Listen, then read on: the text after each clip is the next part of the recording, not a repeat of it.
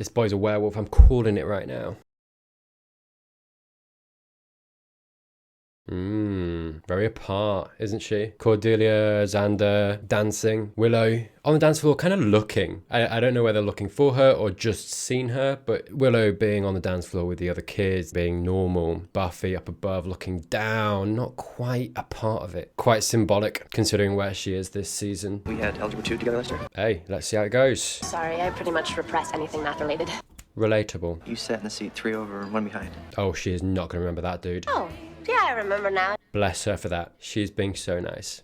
You mean the Sadie Hawkins thing? The deal where the girls ask the boys? Yeah, and I thought maybe, if you're free, you might ask me. That's not how that works. I mean, I'm not a part of this. I have no idea. I've never done this before, but I'm just saying, by the rules that Buffy just said, doesn't seem like this is how it goes, mate. Hey, no, don't. It's me. I'm not seeing anybody. Ever again, actually. Hey, understandable mindset. Sorry. No, this is the thing. I mean, look, it's a very normal thing to be like, no, it's not you, it's me, just to make it less awkward and make them feel okay, right? Very adult thing to do though, as well, which is telling. But that little sorry as he walked away, she's taking a lot on herself. That's her reflex reaction at this point, which you can completely understand how she's in that position, how she's in that emotional space. But yeah, interesting. Sorry, I mentioned it because it's going to be interesting. Perhaps are we going to see maybe this episode some of her dealing with that, or are we just going to see her go deeper until maybe she gets out of that maybe a little bit later on? I'm gonna stop by the library and see if Giles wants me to patrol, and then you've been doing that a lot. It's really interesting. This and where she's at now. And I remember, I'm thinking back to those moments, season 1 and earlier in season 2, when I was talking about this balance of the Slayer versus the schoolgirl life and, trying to balance those things. And I think she's very much, again, it's those kind of almost two worlds colliding in how Angel Angelus has come into her life and how he's affected her. In the sense of, I think the thing that is most familiar to her, the thing that is most practiced is the Slayer thing. And so that's a comfort, right? And I think this high school life isn't quite clicking, and I think that aspect to it of just dating a boy, that very normal thing that a girl her age would be doing, should be doing, could be doing, and how it went, and the places that she's going to seek comfort at this stage, at this point, right? And that's her strength, I think. But it's very isolating and it's not very warm, and that's the point, right? I don't think she wants to feel anything right now. I think she just wants to hit stuff, which is fair. But yeah, sorry, the reason I brought it up was to just for a moment look back and how I was talking about this balance and maintaining that, and how skewed it's become because of the events that have happened. Just how interesting that is, because like me as a watcher, I'm not really in a place where I'm like, oh, don't do that, no, that's not good. It's like, I get it, and actually maybe that would help, maybe this is going to help, just because it's such a horrible thing she's gone through, and you've got to just deal with it the way you got to deal with it, right? As long as you're not hurting other people. But monsters, fine, right? That's her job, that's what she's supposed to be doing. As long as you're not hurting anyone, you got to find the ways that you can to get through and on the other side of it. And if that's what this looks like for her, great. I have big fun. I came here tonight, didn't I? You rejected. Just not in date mode right now. Absolutely fine. Well, maybe you need to date to get in date mode. No, she's fine. You can be single for a bit. That's absolutely valid. Maybe you need to be impulsive. No. My ex-boyfriend, the vampire. I slept with him, he lost his soul. Now my boyfriend's gone forever, and the demon that wears his face is killing my friends. That's not your fault. Good. And anyways, love isn't always like that. It's really sweet that Willow is the personification of this kind of talk it through and process it is coming in the form of Willow. Absolutely makes sense, for her characterization and what she's been in the show so far too. But the thing that I was just talking about naturally, because I think that's where your mind goes when this scene opens, it's dealing with that immediately, right? Willow, like I say, being a mouthpiece for it. Love can be nice. Come back here. We're not finished. Doesn't matter. It doesn't matter what I feel. Then tell me you don't love me. Is this a play? I don't. Now let me go. No, a person doesn't just wake up one day and stop loving somebody. This has got to be some kind of drama they're doing for the school, right? Love is forever. Bro.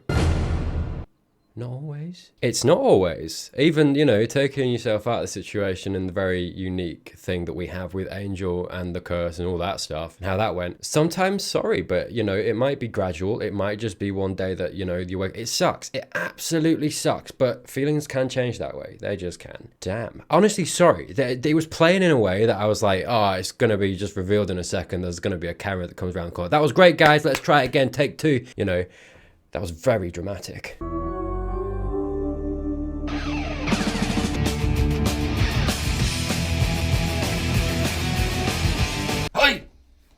I've done pretty well season 2. I have, but they got me that time. They did, admittedly.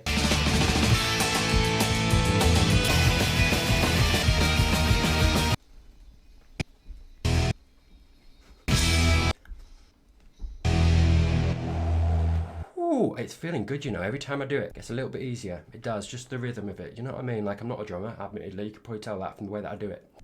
But still. I swear, if I can't be with you. Okay, it's real. Oh my God. Yep, always works out well. Walking away from a gun. Hello, janitor.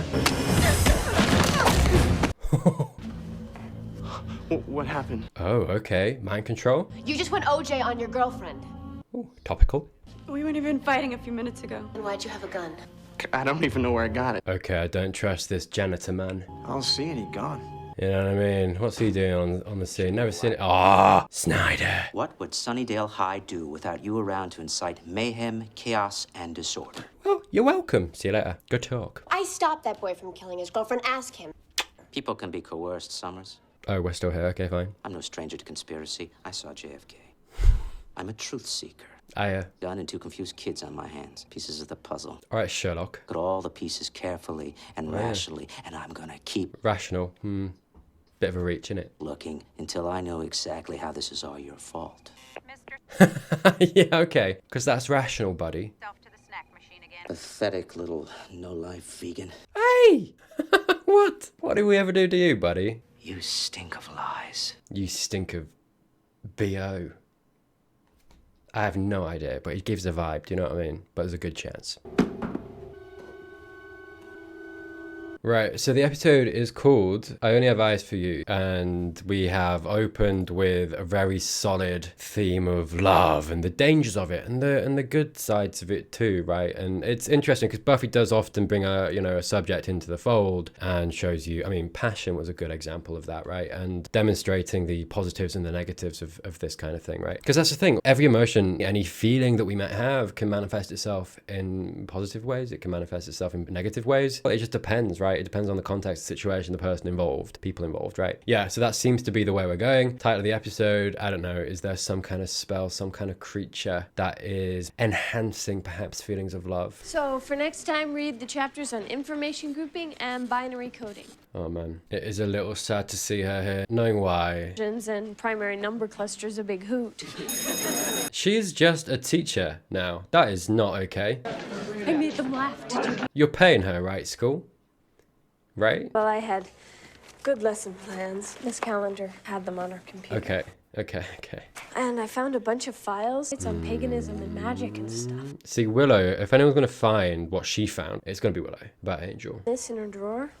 Go on. She told me it was a rose quartz. I thought she'd want you to have it. It's very sweet.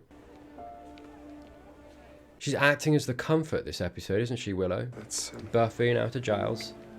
that's very thoughtful of you. Easy for it to go under the radar that she's growing up. A little faster too, because of the events around her. Her teaching a class as well, being an example of that. New Deal focused on revitalizing stricken business. Mate, that is a beard. Hello. Well done, mate. Well done on that. Market crash. Don't forget your assignments are due on Friday. Okay. Back in time. How are you enjoying that book I loaned you? It's honest. Okay. It's based on a true story, actually. He fell in love with his... Okay. Another example of love. It's a little bit more complicated. Collective bargaining. Huh. Yeah. Some funky stuff going on. Okay. Something weird is going on. Or that, yeah. All sounds like Homo, like to me. Oh, what? Whoa. We all saw the hand, right? Yeah, you believe now, right? What a weird thing to happen. Maybe a kid died? A haunting, perhaps? Some kind of, locker monster. Loch Ness Monster. Buffy's history teacher starts doing some freaky channeling thing in class. Ooh, Oh, indeed. paranormal phenomena. A goat? Be less excited. No, I'm kidding. Don't be. Be more excited. I love excited, Giles. Behave yourself. Stop it. But yes, like that as well. Where's the stat? Wrong video. Sorry. The accurate definition of a poltergeist. There we go. Okay. Well, why is it here? Does it just want to scare people? Unfortunately, he doesn't know exactly what he wants. Manifesting itself in a lot of ways, isn't it? The spirit is plagued by all manner of worldly troubles, and being dead, it has no way to... Something to do with love, probably unrequited or broken love. Maybe it's the student we saw in the flashback with Buffy, with the teacher. The only tried and true way is to work out what unresolved issues keep it here. Yeah. There's the janitor again. Oh, it's him. Working late, Miss Frank? It's absolutely him. This is the kid. He's grown up now, and he's still here, and he's got these unresolved feelings. But that's maybe the red herring. Now I'm suspicious of it. I don't know if it is George. I'm not nailing it down, but he's very suspicious. I'll leave it at that, okay? It's like the bottle fiddler last episode, red herring, wasn't he? Oh, yes, ma'am. You go ahead. Thanks. Right, so he's new. Yeah. Oh, Miss Frank. Oh, God. You can't make me disappear just because you say it's over. There's no way we can be together. Okay. No way people will ever understand except... This is the kid and the teacher. Sorry, I don't think they're actually the people at this point. They're being taken over again, aren't they? Is that what this is about? What other people think? I just want you to be able to have some kind of a normal life. We can never have that, don't you see? I don't give a damn about a normal life. This is great for, like, the actors that are doing these scenes and having to act these scenes out. It's great for their show reel. Sorry, actor mindset. But, like, do you know, because I don't recognize these people, but they get a dramatic scene in an established show, season 2 of a show. Great show reel material. Put on your CV that you had a scene with lines in Buffy the Vampire. Dude, this is so good for the sorry, it's so good for the people that are the actors in these scenes. And they're going for it. Good on them, you know? You gotta do what you gotta do. But it's over. Then tell me you don't love me. Say it! Do you know what I mean? You put this on your CV, awesome. I don't. A person doesn't just wake up one day and stop loving somebody. Right. Is that how it played out? Yikes. Well, hello. I get it. We all need Giles in some form or other, but, like, just back off. Do you know what I mean? It's mine. No, sorry. Oh, interesting. So it was Jenny's voice. Oh, damn. Nice tackle. What's going on? You just shot a woman. Yeah, okay. So it is not the janitor. This Hello. It's paradise. That'll be perfect when we want the sunlight to kill us. Don't like it, Spike? Hit the stairs and go. He's got a point, though. You gotta roll with the punches. Well, actually, pretty much got that part down. Man, it's incessant, isn't it, from him?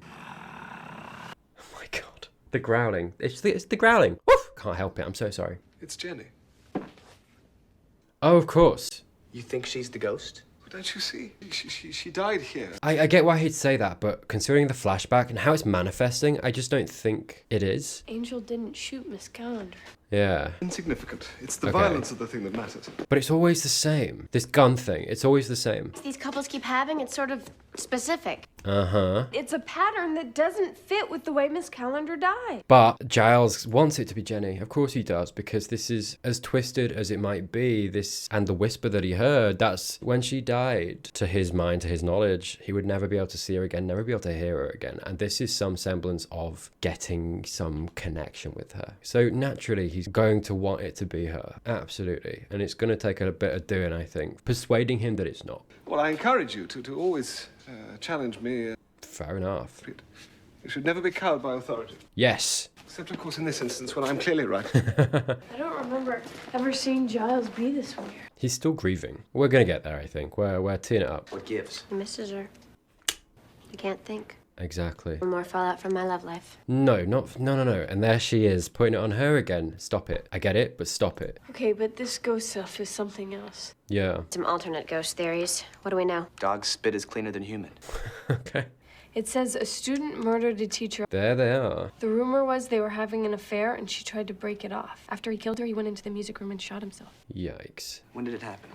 1955. How did you know? Okay, here's the new strangeness. Oh, yeah. Your dreams are getting wicked accurate, Buff. It's true. Wouldn't happen to see me coming across some big cash or possibly knowing the love of a woman in a full body sense. My buddy, what about Cordelia? I'm just saying, you've got a good thing going, mate. What? Why are you desperate? He was smart too. He made the honor roll. Smart. He killed a person and killed himself. Those are pretty much two of the dumbest things you could do. Oh, buddy, I'm so sorry, but you cannot talk about other people being dumb. I'm sorry. Like, don't get me wrong, shooting someone for that is very dumb. It is. He is right. I'm just saying. But also, there's clearly more at play there. You know, it's not an intellect thing, it's an emotional thing. And not being able to channel it or deal with it appropriately. And look, I get that, you know, there's an element of that conversation that is like, okay, the young student is perhaps obsessed with the teacher in some way, infatuated, absolutely. So I don't want to put it like squarely on the teacher's shoulders necessarily, because there might have been some of that going on, at least in a general sense. But I think specifically from the flashbacks that we've seen, she did encourage it and there was love from her, right? It wasn't a thing of she was like, stop it, this is inappropriate, no, stop. He reached out a hand, touched her hand, and she didn't pull away. Do you know what I mean? That flashback showed us a lot, and I think actually putting a lot of it on her shoulders is probably appropriate in this specific context, because she was the adult in the situation and she should have cut that off before it went anywhere. Never mind got to that point. Whether you fell in love or not, you should have, as the adult, recognized that that wasn't appropriate, that could never work, that was not okay, and you should never in any reality have acted on that, right? Any stupidity is on her more so, I feel like, than the student. Do you know what I mean? Sorry, that's why I took issue with talking about it that way. It's not a case of stupidity and intellect. It's a case of authority, misuse of power, misuse of guardianship, and high emotion that you gotta deal with, especially as an adult. Particularly, I should say, as an adult. You know what I mean? Like, the kid is gonna feel how it's gonna feel, but if he's been encouraged on multiple occasions, if you've taken it over the line, or if you've shared a kiss or got intimate in some way, he's a kid. He's just gonna go along with that, right? If he feels that way, he's not in any way prepared, especially as well. And it's just coming back to, you know, me talking about how I did with Angel and Buffy. It's slightly different, granted, but the same conversation, this element of the younger person in that kind of relationship is not emotionally insured against the dangers of that relationship. You know, they have an older person coming and showing that level of affection. Of course, as a kid, you're gonna like that, right? Especially if the adult is traditionally, conventionally attractive. That's why those sorts of relationships, regardless of the context, are automatically predatory. Because in some respects, and fundamentally, the kid is vulnerable in a way that the adult isn't. And that dynamic doesn't really give the younger person a choice in that situation. Don't you feel kind of bad for them? Sure, I feel lousy. For her.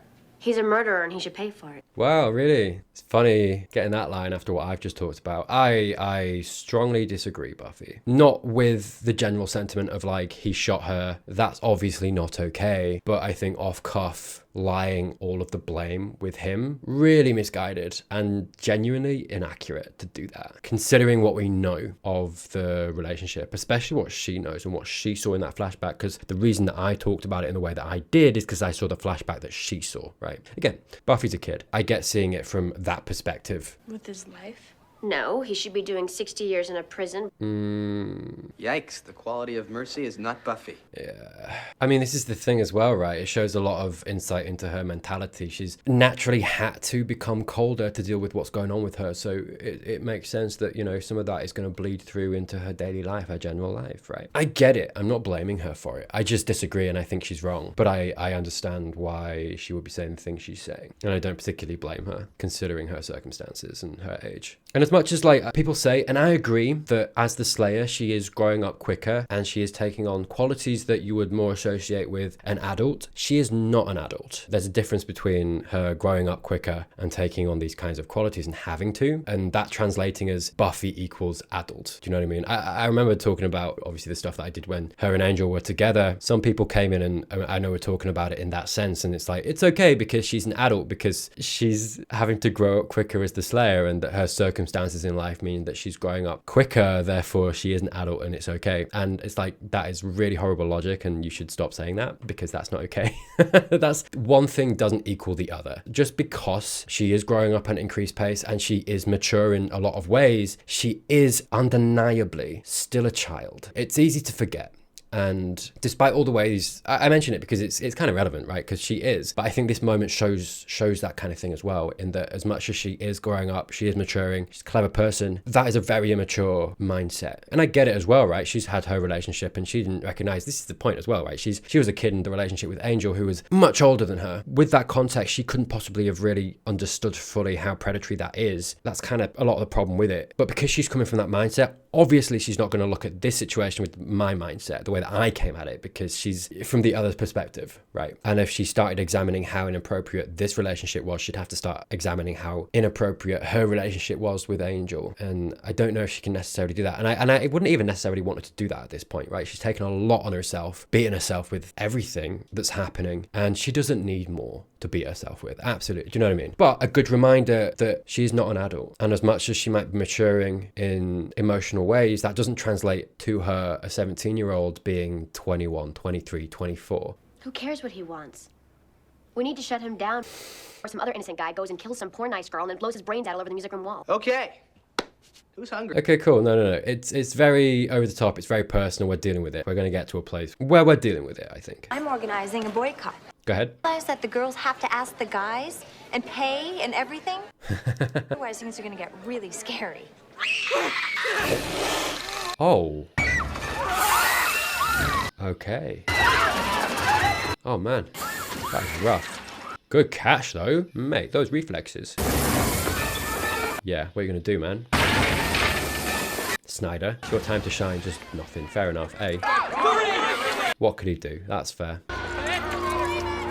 I do like Snyder's character. It would be so boring if it was just a normal good person that was principal, because it's like, what do? You'd feel so sorry for him in the situation being, you know, principal of Sunnydale, because it's so horrible. It's everything bad is happening all at once, right? It's so hilarious having it be him.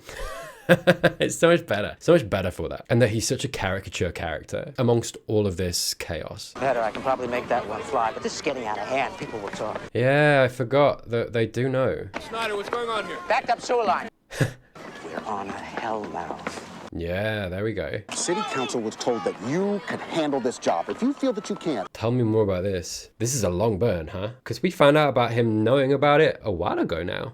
I've done some homework. Exorcism. We need to create a Mangus tripod, and the other 3 chant in other places around the school. Yeah, she's taking Giles's place. We'll all take the hot spot. If there's trouble, that's where it'll be.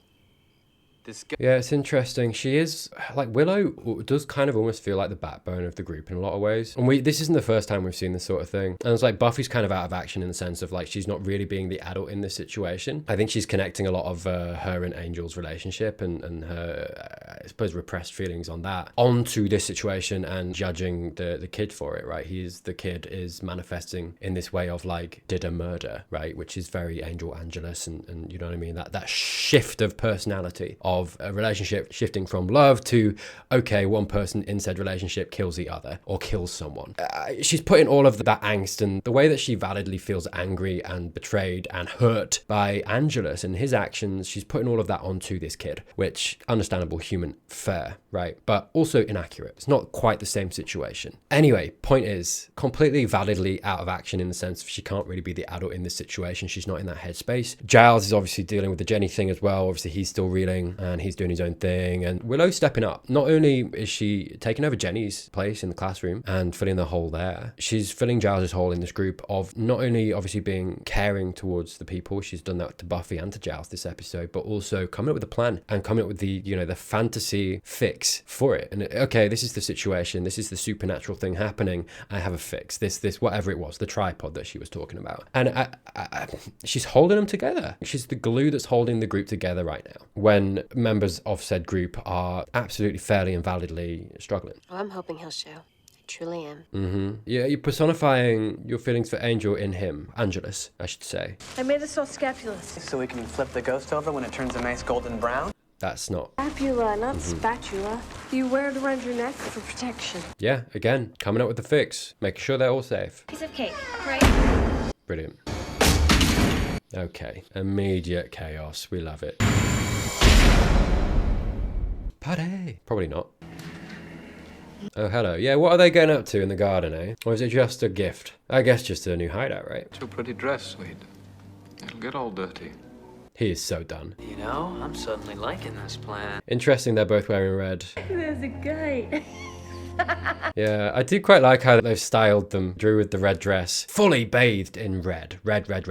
And the two guys, Spike with the red wheelchair, Angel with the red shirt, kind of represents this this center point that's Drew and the way that she has a hold on them, seeping into them in some way. It's black.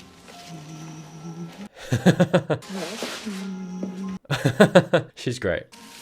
It's time, Angel. Because this is the problem. Spike wants to leave. We know that. And the only reason that he's staying is for Drew. It's funny. I was about to say, like, Spike, you don't want to be here. Drew is talking to Angel. This line here, hang on. It's time, Angel. It's time, Angel, not it's time, Spike. Do you know what I mean? They're very much a duo that want to stay here and do their own thing. Spike very much not wanting to. And so, sorry, I was about to say, like, Spike, take off, get out of here. You don't want to be here. Leave her. And it's interesting because I think possibly he would have if he was able to do that on his own. And it comes back to what I've been kind of talking about, you know, the last several episodes of his representation, his use of a wheelchair, how that means he's dependent on them, and how that limits his freedom. It limits his ability to protect his own feelings and his own sanity and his own mental health, because he can't take himself out of this situation himself. He needs one of them to come with him. He needs someone. He can't do certain things on his own anymore. He can't really live on his own anymore. And it feeds into this thing of we need to give people in wheelchairs, people with disabilities, we need to give them the aid that they need to be able to do that, because that's so much of that is like building blocks of being an individual human. And that's what I talk about a lot when I talk about this stuff, in that a lot of the ableist elements in society treat disabled folk as subhuman, treat folk in wheelchairs as subhuman. And there are a lot of facets to that, but like a really big one is that element, and allowing them the tools and the care, the facilities, whether that's the housing that they have, whether that's our society being all across the board, talking specifically about someone with a wheelchair, step-free access, you know, places being accessible. You would not believe how many places are not accessible. Even when they say they are, they're not. All of these things that kind of contribute to allowing someone to exist in a society with a disability, or those that might use a wheelchair, are so important. And it ties back to this, giving them the space to have their own autonomy, to be able to protect themselves, look after their own mental health, take themselves out of a situation if they need to. I think previous to this, they've mentioned stairs. So perhaps someone's carried him up the stairs, you know, vampire strength, easily done. He literally needs one of them to help him get down. So it's like me naturally wanting to go like, dude, get out of here. You don't want to be here. This isn't good for you. He's there just doing this all the time and hating himself, hating life, hating them. And all of these things that we see Angel doing, all of these things that I've talked about, while individually you might look at them and be like, oh, that's such a small thing. It's not that big a deal. It's like, okay, but how many times do you want to say that, right? Because all of those small things add until it's like your whole life, right? And that's what it amounts to. And it's just interesting that I had the impulse to be like, Spike, just leave, just get out. And he can't. Big deal. He won't do anything. Can't even look. Oh, yeah.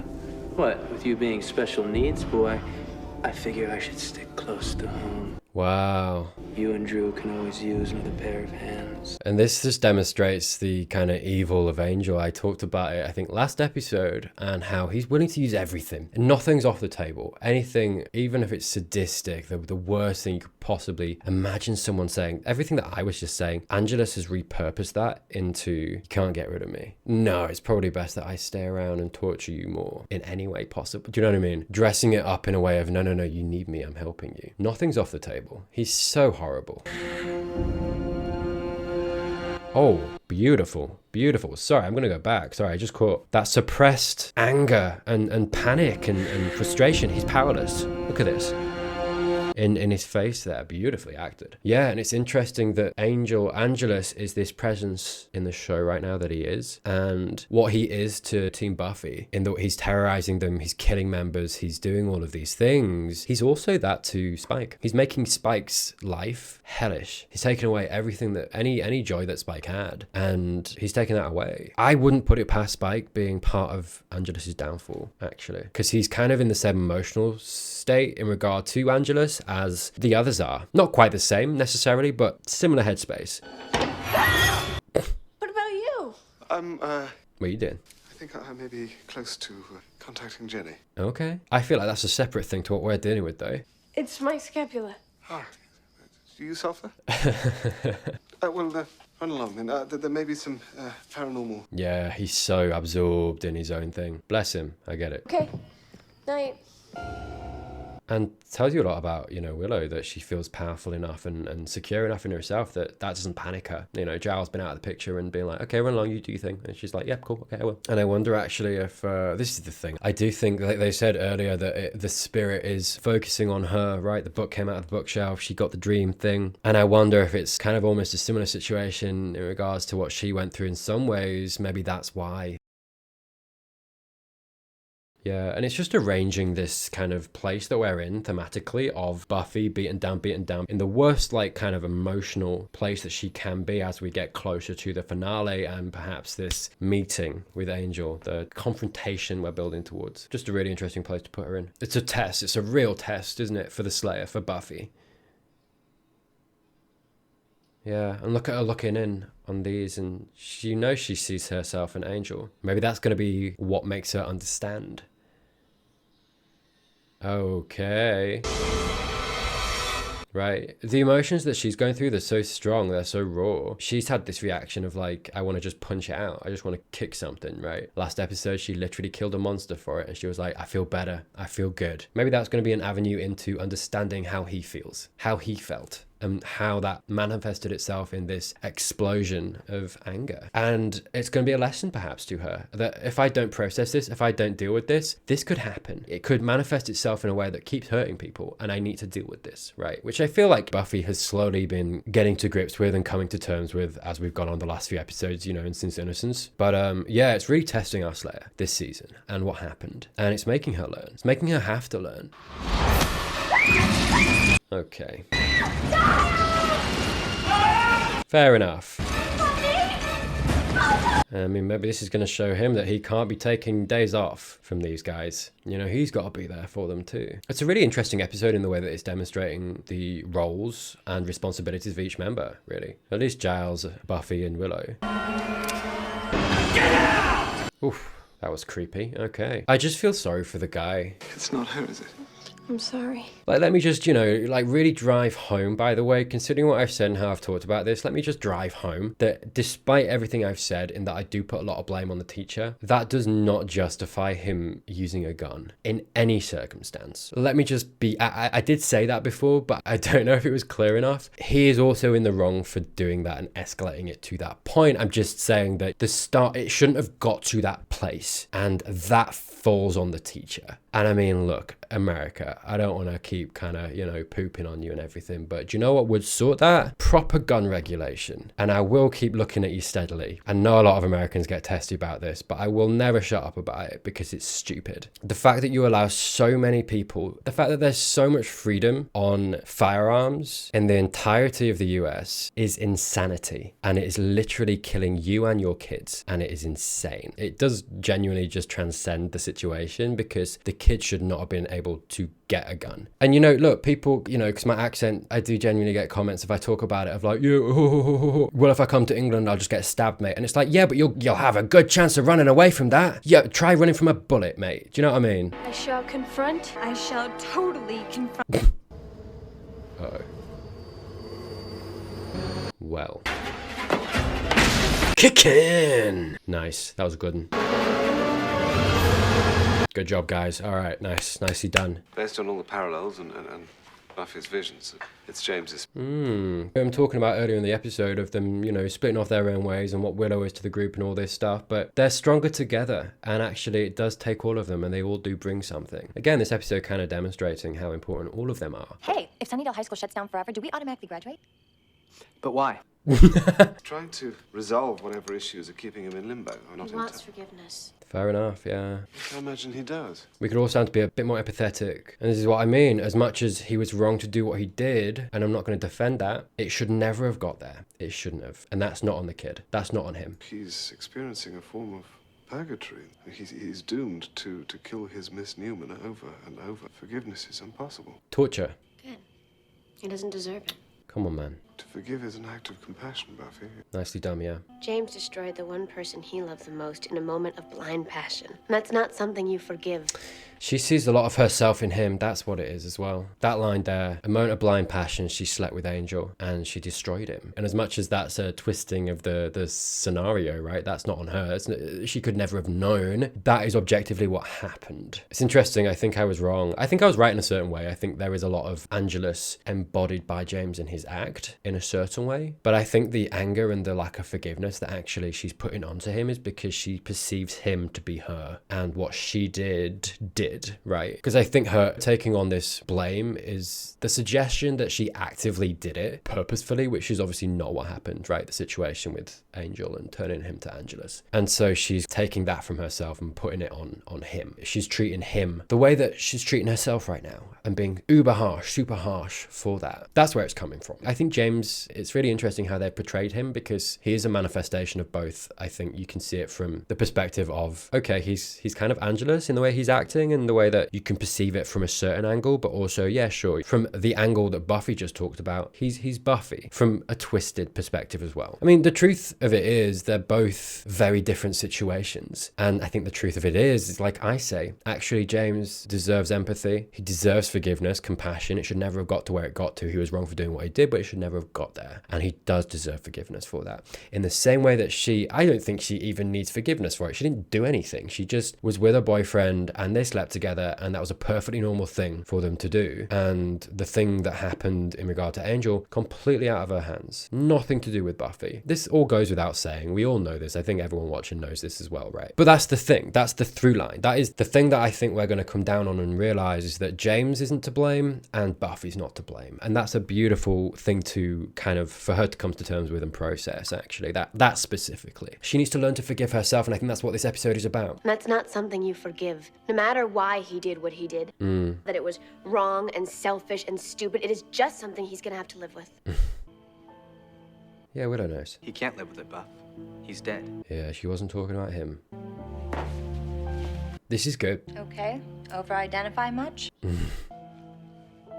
You're up, Giles. I need you. That was Angel. We have to work out exactly how and if this thing can be defeated. Her forgiving the poltergeist, James, is going to go a long way to her forgiving herself, I think. It might not take straight away, but it'll be the beginning of her healing, I think.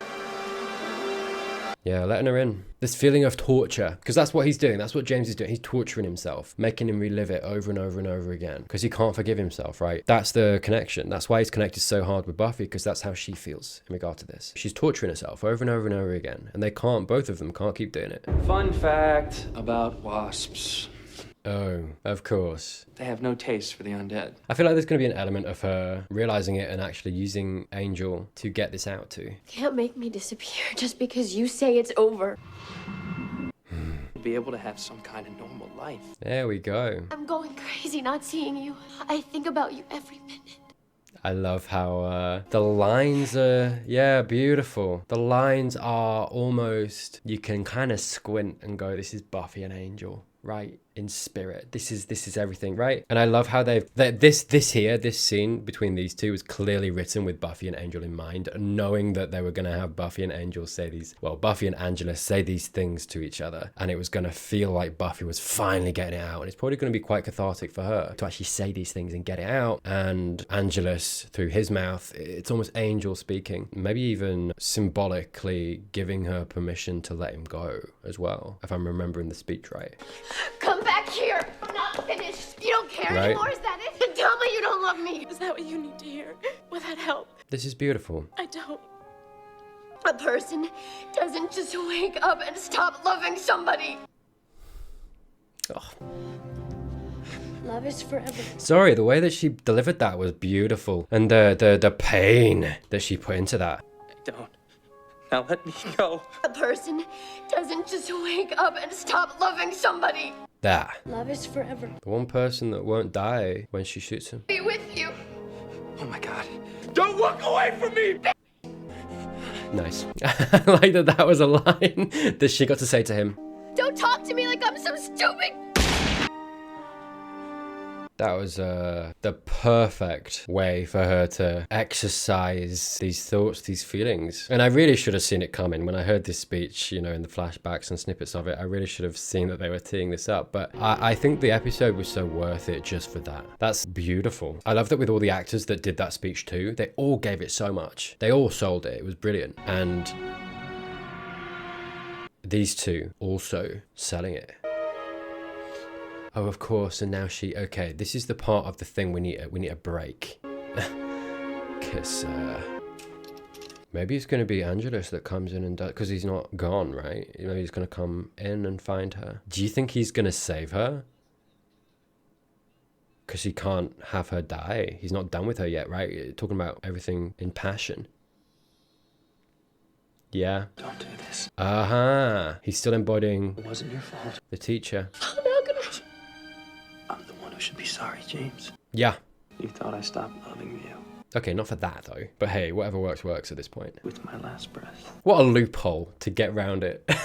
Have her shoot an immortal being.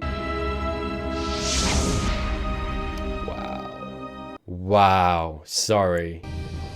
The way it's allowing the both of them, sorry, Angelus and Buffy to kiss is kind of wild. Insane. The formation of the story that got them to this place is kind of phenomenal. Literally exercising a ghost. And I think, honestly, I was about to say, like, Buffy kind of almost exercising this self-loathing and this hate and this, all of these feelings, right? And don't get me wrong, you know, I think they're still going to be there in some form, but I think perhaps some of the rawness has been quite adequately processed by this. And literally saying the words and getting to pull the trigger in regard to a cadaver that is, for all intents and purposes, Angelus, Angel. It's like a symbolically almost, you know, killing that thing inside her that is there because of Angel, and it's literally taking the form of her shooting Angelus, you know, shooting that physical representation and how that represents what's going on in her, why that exists, and like I say, exercising that. Bit of a dark horse of an episode. I didn't, yeah. Wow. Yeah, he is not happy. He's not a happy boy. Oh, and the whisper of Angel. Oh, bless her. That's so painful. For this final act alone, this is one of the best episodes this season. Considering what they built. You feeling any better? That's why I say it's a bit of a dark horse, because you don't expect it to kind of hit you that hard in such perfect ways. James picked me. I guess I was the one he could relate to. He was so sad. Mm-hmm. Part of me just doesn't understand why she would forgive him. Does it matter? No. The one who was freaking violated, he didn't have this thing in you. What was it? Love. Yeah, there we go. Back to the theme of the episode, love. I need a real vile kill before it's enough to wipe this crap out of my system. Woof. Try to have fun without me. Yeah, what are you gonna do? Oh, I will. Is this gonna be the moment? Okay. Sooner than you think. There we go. There we go. The point, though, of that arc with him in the wheelchair and the way that he just stood up, a lot of people don't get to. You know what I mean? And just imagine that kind of situation, feeling so trapped, having people that are treating you a certain way, right? There's a really good lesson, I think, to take from that arc, and to appreciate that not everyone gets to stand up. And that's okay, and that should be okay. They shouldn't be any worse off for it. Right, that's the point, that should be the goal. But yeah, interesting that he did, because like I say, I sense him, aligning himself more so emotionally with the gang, with Buffy. Validly so at this point, I don't blame him. And very interesting episode. I don't want to linger too much, I've said a lot already, and truthfully, I probably said everything that I want to say about it.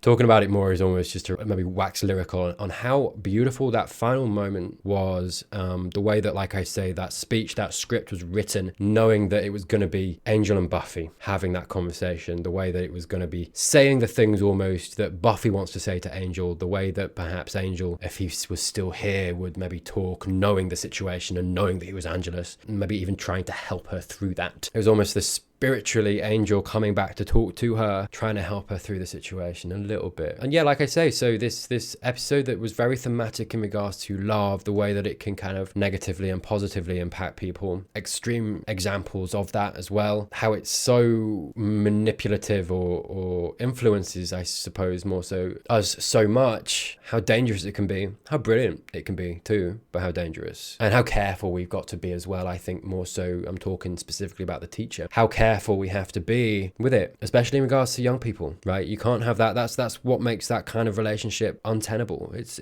you can't. And I think as a little bit of an offshoot of that theme of love, I think this theme of forgiveness through it all as well, and Buffy learning to forgive herself. We saw at the beginning of the episode, it opened with her feeling very loathsome towards herself, that when the kid wandered off and she kind of murmured sorry, taking everything on herself. She feels like she's the one to blame in every situation, which is what happened as a result of Innocence and everything that happened there. And I think honestly a lot of strides were made this episode to begin perhaps a process of healing. It's not going to go away, and we're still going to be dealing with that sort of thing, but I think a really important process to, and like I say, an exorcism of those feelings, and yeah, maybe giving her the tools to learn. I mean, we saw at the end that she was like, I don't know why she would forgive him, right? She, even after all of that and, you know, everything that I'm talking about, she still said that, but I think perhaps in time she might realize, and I think this happening was very important to give her the best chance to realize that she should forgive herself, and really is an important part and important step to that process, I think. And what a beautiful way to do it in the way that they did it, in having Angelus be there fulfilling that role, having her literally shoot him, the very kind of fan servicey gratuitous line of "don't turn away from me, bitch."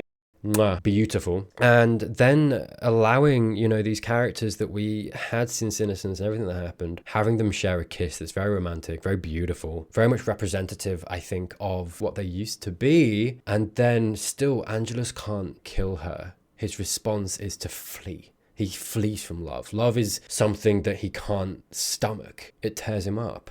Anyway, I've talked enough. That was Season 2, Episode 19, I Only Have Eyes for You. Indeed, that was Buffy the Vampire Slayer. Thank you so much for watching. If you enjoyed this video and you're not already subscribed, please do consider that down below. If you're hankering for the next one, I do have early access on my Patreon and YouTube memberships, both exactly the same, mate. Links in the description if you're interested. Feel free to go onto my YouTube channel page. At the bottom, I've got members only videos, got early access, what's available right now. So if you're interested, go have a look, see if the episode you want is available. If it is, go right ahead. If not, no worries, and just wait and the next ones will come. But yeah, thank you as always to those who do support me, who do contribute to the channel. You genuinely are so important to allowing me to do what I do. So just thank you. With that said, I hope you have a great week. I hope you're well, and hey, please do consider watching any of these videos right here to keep the hype train rolling. More Buffy coming soon. Until then.